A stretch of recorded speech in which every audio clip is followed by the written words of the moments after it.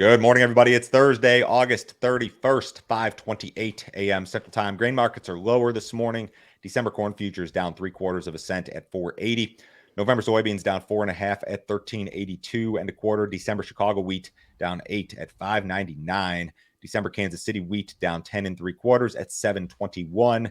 December spring wheat down 5.5 at 7.74. We've got some issues on the Mississippi River. Why don't we start off there? So water levels on the Mississippi River continue to decline.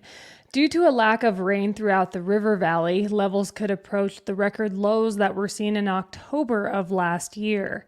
As a result of the low levels, barge rates have moved higher and load restrictions have been put in place on some grain barges. Without a fully functioning river system, new crop basis bids and calendar spreads may continue to weaken. This is not good.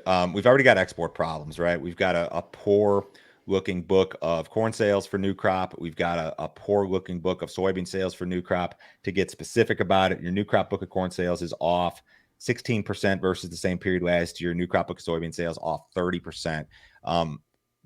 The result of this is that, okay, barge rates move higher because you don't have the ability to move as much grain down the river as you would like to. So the impact is going to be immediately on spreads and basis. If you're typically somebody who delivers corn or soybeans to really anywhere along the river, or even the tributaries, the basis bids at those areas are going to decrease, and it's going to kind of have a trickle effect throughout the country, throughout the Corn Belt. The spread market has weakened. So the December to March corn spread traded 16.25 cents of carry overnight. And that's the widest, I believe, for that particular spread since 2009. You've got some similar action in soybean spreads. You got 13 cents a carry from November to January in beans, which is carry in the bean market, given the supply and demand situation we've got currently, is kind of an odd thing. So the big carries are not, it's not a bullish characteristic. That's a characteristic of more well supplied bearish type markets. I think this could even have an impact on flat price. Absolutely. Because if you're an importer, you're China, and you were thinking about U.S. corn, guess what? These high barge rates are going to be reflected in export pricing. So it's going to make U.S. corn even more non-competitive. I mean, we've been kind of back and forth versus Brazil, but it's going to have an impact on the competitiveness of our grains. So this is a bad deal, and it doesn't look like it's going to change anytime soon. I guess we can segue to weather with that. Yeah, so dry weather is expected to persist throughout the central U.S. for at least another week. The 7-day forecast offers little to no rain for the vast majority of U.S. corn and soybean areas. The Euro model calls for some accumulation along the Wisconsin-Minnesota border next weekend, although the GFS remains mostly dry. The extended GFS through September 16th offers only scattered rains. Heat will be an issue today and through the weekend. By Labor Day, temperatures above 100 degrees could be seen as far north as Minnesota. So this is the hot and dry weather. I mean, not good for crop prospects. I know a lot of you guys have told me, Joe, the soybean crop's gone backwards, which I'm sure is factual in nature. To what degree, I don't know. But this is bad for the river situation also because, I mean, what do you need for the river levels to come back up? You need rain in the river valley, and you really don't have anything in the forecast of consequence here over the next week.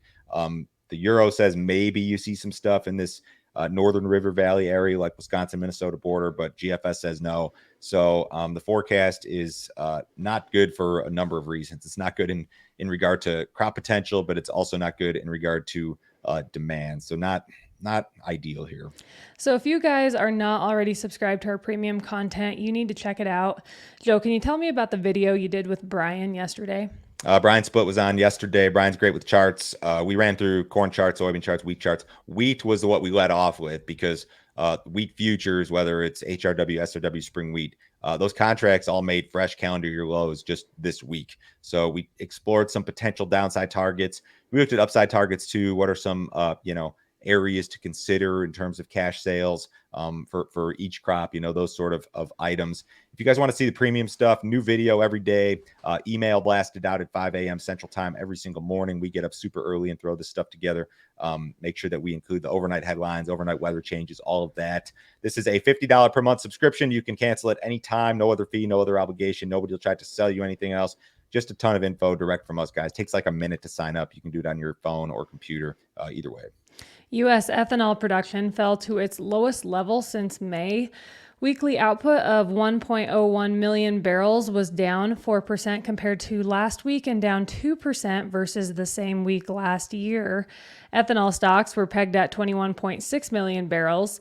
The print declined 5.2% on the week and was down 9.2% compared to the same week last year. Implied gasoline demand increased 1.8% compared to last week and was up 7.5% versus the same week last year. On average, over the last 4 weeks, implied U.S. gasoline demand is up 2% versus the same period last year. If those river issues persist and we have reduced amounts of corn essentially that you can move down the river, where's the corn going to go? A lot of it's going to go to ethanol plants, and a lot of it would have anyways. But if the basis levels weaken on these river issues, that's going to be a real good thing for the ethanol producer. It's going to help their margins tremendously. So I would anticipate that as we move into harvest, we start to get some new crop corn delivered to the plants. You should see an increase in ethanol production, which is normal seasonally anyways, but because of the river issues this year, could be a little exaggerated. So I'm actually really optimistic about ethanol production. It's just the export piece has a lot of problems right now.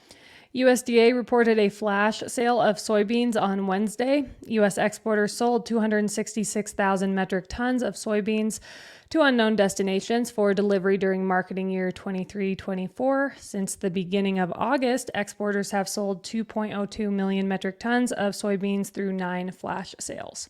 This is normal routine business. We've seen quite a bit of it recently. It just hasn't really been the amounts that we need to see. The total book, as I mentioned earlier, the total book of new crop soybean sales is off 30%.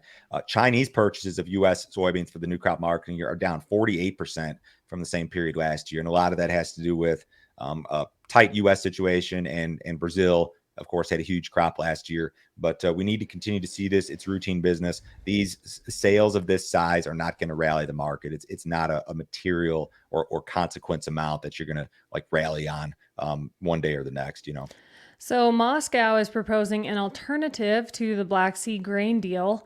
The foreign ministers of Russia and Turkey will discuss an alternative to the deal later this week. Under the plan, Russia would ship 1 million tons of grain to Turkey at a discounted price with financial support from Qatar. The grain would then be processed in Turkey and exported to needy countries. One of Russia's complaints among the many about the Black Sea grain deal was the lack of grain going to poor countries. Yes, because Putin is a humanitarian. I don't know. Wheat futures have been the one that have historically, and when I say historically, the last 15 months have moved on this news, and wheat futures have all made again fresh calendar year lows. So this is not seen as a bullish deal, and if anything, some more grain movement, I suppose, is kind of negative price action. GDP rose at a revised 2.1% annualized pace in the second quarter. The revision, which was announced yesterday, was attributed to modest business investments. A solid labor market and healthy consumer spending continue to help the U.S. economy expand. Growth is forecast to accelerate here in the third quarter due to consumer spending. If the economy continues to grow, the Fed may need to adopt a more aggressive approach to reduce inflation.